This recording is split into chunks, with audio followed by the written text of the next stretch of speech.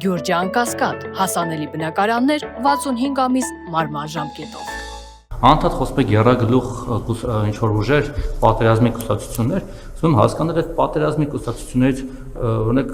ԲՀԿ-ն կապ ունի պատերազմի կուսակցության հետ, թե ուժեղ Հայաստանը, թե Քոչարյանը, որը որ օրինակ ձեր օրոք ձեր պատերազմի ժամանակ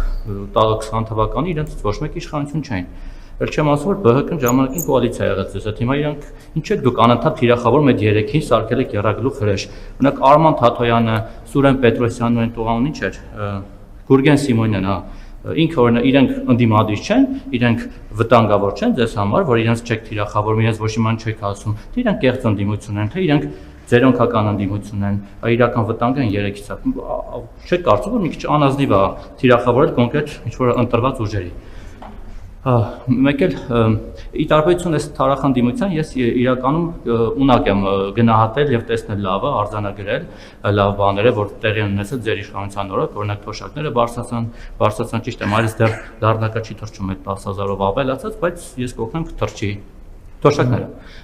Ճանապարհներ եք կառուցում, որը լավ է, նախկիները թալանում էին, չէին անում, օրինակ մեր թաղամասում եք հիմնանորոգում, հյուսիս-հարավը, մի խոսքով բազմաթիվ դա բաներ արել եք, մանկապարտեզ դպրոց եւ այլն եւ այլն։ Բայց մարդիկ ասում են, որ այդ ամեն ինչը նաև կյանքեր է արժեցել, ձեր գործունեությունը ողբերգություններ եւ մահեր է բերել իր հետ, ձեր ամեն հայտարարությունը, քայլը, սեփական կետից բանակցելը, չգիտեմ, ձեր տեղաշարժը անգամ ձեր Շարասյան իր հետ մահ եւ կորուստներ ու ողբերգություն է բերել։ Հիմա հետո չթվարկեմ, հա, վերջին ավտոբուսի դեպքը, դրանից առաջ այլ դեպքեր, զինվորները գործընկերս ասած Ինչ ավտոբուս։ Այս ավտոբուսի վթարը, որ եղավ Լոռու մարզ, էլի ձեզ ուղեկցելու համար էր գնում։ Ճիշտ է, մեղավորը պարզվեցին քչեր, բայց ամեն դեպքում ձեզ համար էր գնում այդտեղ։ Այն գնայի ավտոբուսը։ Դե Արցախի հանձնումը, պատերազմը եւ այլն, այդ ամեն ինչը ձեր գործունեության արդյունքում կամ հետևանքով է եղել ավելի շուտ։ Մարդիկ դրա համար են ասում, որ վերջապես գնաք, հեռանաք, այս ողբերգությունների շղթան ավարտվի, հասկացանք, թոշակները, ասֆալտը, լառնական շատ լավ է, ես ապավագրությունը մենք օգտվում ենք, շատ շնորհակալ ենք։ Բայց այդ ամեն ինչը նաև զոհեր է բերում։ Գիտեք, գումարած նաև ատելություն, անընդհատ դուք վիրավորում եք, անընդհատ ինչ-որ մարդկանց բոմժ եք անվանում, չգիտեմ, շուն շանգյալ, ինչ ասեցիք, սպառնում եք, այն օրներ Ֆայլաբազարով անցնում էի, դեպ մոտեցան ինձ, խնդրեցին նաև ձեզանից են հարցում, ասում են, կներեք, ուղիղ ասում են, բա երբ են սրանք գնալու, ասում ինչ եք ուզում հեռանան, ասում որ վերջապես գնան, աշխատանք չունենան, իրանցից մեծ մաս էլ չգիտեմ որտեղ պետք է աշխատի, գան Ֆայլաբազարով մեր կողքը կանգնեն եւ հասկանան ինչ է նշանակում սեփական քրտիկով աշխատել, սեփական գումարը վաստակել եւ հետո նաեւ ծաղրել այդ գործով զբաղվողներին։ Հիմա վերջապես դուք այս ամեն ինչի մեջ խնդիր չեք տեսնում այդ բոլոր դրականների կողքին, որ այդ շղթան պետք է կտրել այդ մահվան ողբերգությունների կորուստների։ Նախ ես որևէ մեկին շունուշանգյալ չեմ ասել, ես մեջբերել եմ անդիմադիր քաղաքական ուժերի կողմից օգտագործվող բառապաշարը արտահայտված քննչական հակակոռուպցիոն կոմիտեի տարածած հաղորդագրությունից։ Այսինքն, երբ որ ես ասում եմ շունուշանգյալ, ես մեջբերում եմ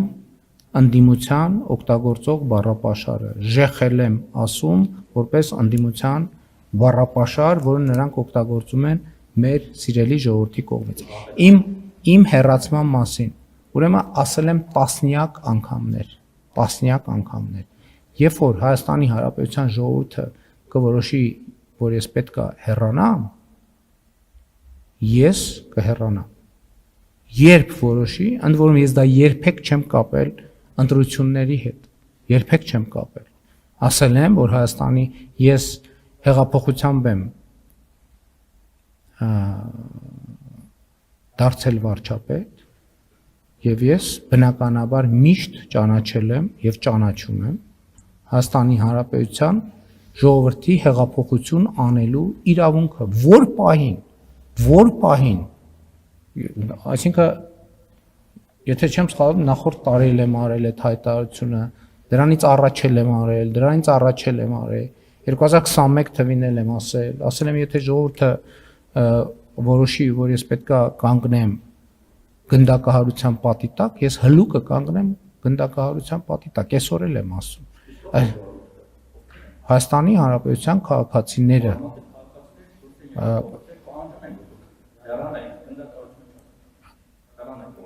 գիտեք ինչ, Հայաստանի Հանրապետությունում ուրեմն կա իշխանություն, որը պատկանում է ժողովրդին եւ կա արտահայտման միջոցներ։ Այսինքն ժողովրդի մեծամասնությունը, եթե չուզենար, որ ես վարչապետ լինեի, ես վաղուց ընդհանրապես ես համոզմունք ունեմ եւ դա ապացուցել եմ,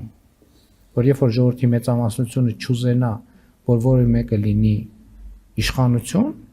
այդ որևէ մեկը չի կարող լինել իշխանություն։ Ես ինքս ժողովրդին հեղափոխության կոչ եմ արել, բայց դա չի նշանակում, որ երբ որ հարգելի 10,000,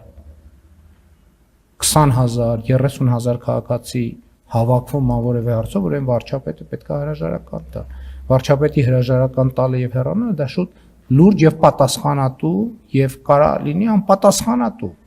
Եվ հետեւաբար այն ինչ որ դուք ասում եք, դրա պատասխանը Հայաստանի Հանրապետության ժողովուրդը տվել է եւ կտա։ Ես իմ մանրամասներին չեմ ուզում անդրադառնալ, որտեւ նախ 5 տարի է դրա մասին խոսում եմ, բոլոր նրբություններով 2 օր առաջ եմ վերջ անգամ խոսել, դրա նախորդող շրջանում խոսել եմ, ելի նախորդ օրը եւ անընդհատ եմ խոսում։ Ինչ վերաբերում է ֆայլաբազարին, ես բանվորություն շատ եմ արել։ Ես աշխատել եմ, ես իմ աշխատանքային գործունեությունը սկսել եմ բանվորությունից։ Ես երբեք որևէ աշխատող մարդու նկատմամբ չեմ կարող որևէ անհարգալիցության դրսևորում ցուցաբերել։ Ֆայլաբազարը չկա Երևանում, ֆայլաբազար, այսինքն դա վիրավորական բառ է ֆայլաբազարը։ Ես հեգնանքով ֆայլաբազար ինչ եմ ասում, 1000 ներողություն, ես եթե հեգնանքով ասում եմ, այդ հեգնանքը դուք մի հասցեագրեք մարդկանց։ Ես հեգնանքը վերաբերվում էր նրան 1000 ներողություն, երբ որ ես ձեզ ասում եմ, որ դուք քվեարկելու եք մեր օգտին, եթե որ պահին մենք իշխանություն չլինենք, դուք պետք է այլ աշխատանք փնտրեք։ Ես ֆայլաբազար, ես փողոցներում քայլում եմ, ես երբ որ փողոցներում կոմունալ աշխատողի եմ հանդիպում, որ ես Երևանում շրջում եմ, ես մոտենում եմ այդ մարդկանց ձեռքով բարևում եմ, եթե դեմ չեն լինում, ես կրծքանշանից էլ նվիրում եմ, որպիսությունը հարցնում եմ, դուք երբ կարաք տեսած լինեք, որ ես աշխատող մարդու նկատմամբ կապ չունի ինքը ինչ աշխատում։ Ես տասնյակ անգամներ եմ կառավարության նիստում հայտարարել, որ որևէ աշխատանք, չկա այդպիսի աշխատանք, օրինական աշխատանքի մասին է խոսքը, որը արժանի չի հարգանքի։ Ես դե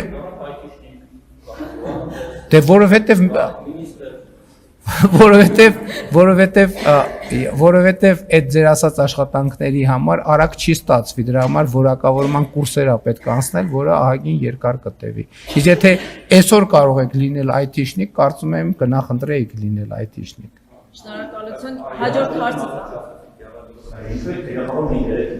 Որովհետև ես խոսույթն եմ, հիմա դուք նույն ԲՀԿ-ի մասին եք ասում, ճիշտ է։ Ես ասեմ, նայեք ով է իրանց երկրորդ համարը։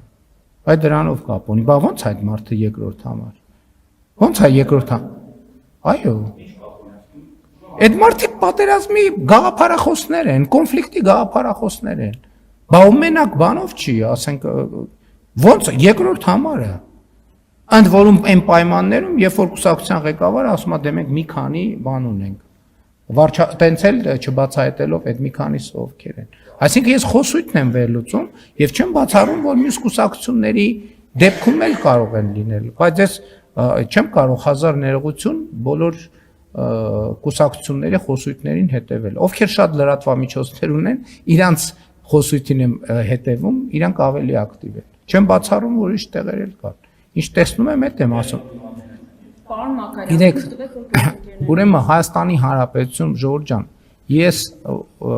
այդ լրագրողի ժամանակ ես տասնյակ անգամ այդ թեմաներին անդրադարձել եմ։ Կեղծ ընդդիմություն կատեգորիա ընդհանրապես, որը Հայաստանում եղել է, դա ընդհանրապես ծաղրա ժողովրդավարության։ Ոնց մենք այդպիսի գործելակերպ չունենք։ Ով մեզ աջակցում է, բացահայտ աջակցում է, ով չի աջակցում, չի աջակցում։ Այսինքն դա ինչ խոսույթ է, դա ժողովրդավարության հետ ինչ կապ ունի։ Ոչ մի տակից բան չկա։ Մենք տակից ոչ մի բան չենք անում։